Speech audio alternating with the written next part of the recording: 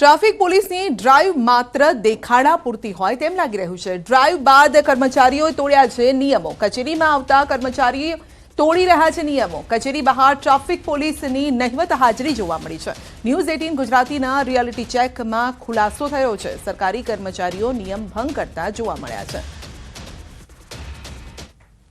કચેરીઓમાં સરકારી કર્મચારીઓ દ્વારા ટ્રાફિક નિયમનનું પાલન થાય છે કે કેમ તેને ધ્યાનમાં રાખીને રાજ્યના પોલીસ વડા દ્વારા ખાસ એક ડ્રાઈવનું આયોજન કરવામાં આવ્યું હતું અને અલગ અલગ જે સરકારી કચેરીઓ છે કે જ્યાં ટ્રાફિક પોલીસ તૈનાત કરવામાં આવી હતી અને આ તમામ જે કર્મચારીઓ છે કે જે ટુ વ્હીલર ચાલકો છે, જે હેલ્મેટ પહેર્યા વગર વાહન ચલાવે છે અને ફોર વ્હીલર ચાલકો છે કે જે સીટ બેલ્ટ પહેર્યા વગર વાહન ચલાવે છે તેવા સરકારી કર્મચારીઓ સામે દંડાત્મક કાર્યવાહી કરવા માટે એક ખાસ ડ્રાઈવ યોજવામાં આવી હતી। જો કે આ ડ્રાઈવની ક્યાંક ને ક્યાંક નહિવત અસર હોય તેવું લાગી રહ્યું છે, કારણ કે ન્યૂઝ 18 ગુજરાતી દ્વારા રિયાલિટી ચેકઅપ કરવામાં આવ્યું હતું અને વસ્ત્રાપુર ખાતેનું જે બહુમાળી ભવન છે ત્યાં ન્યૂઝ 18 ગુજરાતીની ટીમ પહોંચી હતી। જો કે અહીં કોઈપણ પ્રકારના જે ટ્રાફિક નિયમનના ભાગરૂપે ટ્રાફિક પોલીસ કર્મચારીઓ હાજર ન હતા અને મોટાભાગના કર્મચારીઓ એટલે લગભગ 30થી 40% કર્મચારીઓ એવા જોવા મળતા હતા કે જે પોતે હેલ્મેટ પહેર્યા વગર વાહન ચલાવતા હતા। જો કે સવાલ અહીં ઊભો થાય છે કે શું આ રીતે કામગીરી કરવાથી ટ્રાફિક નિયમનમાં સુધારો આવશે?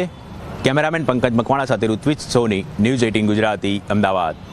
તો સવાલ એ છે કે શું એકાદ દિવસની ડ્રાઈવથી લોકો નિયમો પાળતા થઈ જશે? કારણ કે જેવી જ પોલીસ કર્મચારીઓની ડ્રાઈવ હટી છે ત્યારબાદ સરકારી કર્મચારીઓ હવે નિયમોનું પાલન નથી કરતા।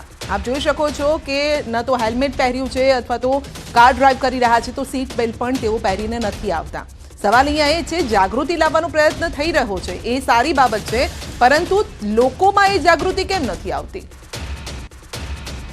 ન્યૂઝ 18 ગુજરાતીની ટીમ છે તે ઉસ્માનપુરા અમદાવાદ મ્યુનિસિપલ કોર્પોરેશનની ઓફિસે પહોંચી હતી અને રાજ્યના પોલીસ વડા દ્વારા જે રીતે સરકારી કચેરીઓમાં આવતા કર્મચારીઓ ટ્રાફિક નિયમનનું પાલન કરે છે કે કેમ તેને લઈને એક ડ્રાઈવનું આયોજન કરવામાં આવ્યું હતું અને જે પણ લોકો ટ્રાફિક નિયમનનો ભંગ કરી રહ્યા છે તેઓની સામે દંડાત્મક કાર્યવાહી કરવા માટેના આદેશ કરવામાં આવ્યા હતા। જો કે ડ્રાઈવના 1-2 દિવસ સુધી તેની અસર જોવા મળી હતી। ત્યારબાદ મોટાભાગની જે સરકારી કચેરીઓ હતી કે જ્યાં જ્યારે પણ નોકરીનો સમય હોય છે આવવા માટેનો, તે દરમિયાન કોઈપણ પ્રકારે ટ્રાફિક પોલીસ હાજર જોવા નહોતી મળી અને જો કે આ જે ડ્રાઈવ છે તેની અસર પણ નહિવત જોવા મળી હતી, કારણ કે લગભગ 30થી 40% જેટલા કર્મચારીઓ એવા હતા કે જે પોતે ટ્રાફિક નિયમોનો ભંગ કરી રહ્યા હતા। ટુ વ્હીલર ચાલકો છે કે જે હેલ્મેટ પહેર્યા વગર આવતા હતા અને જે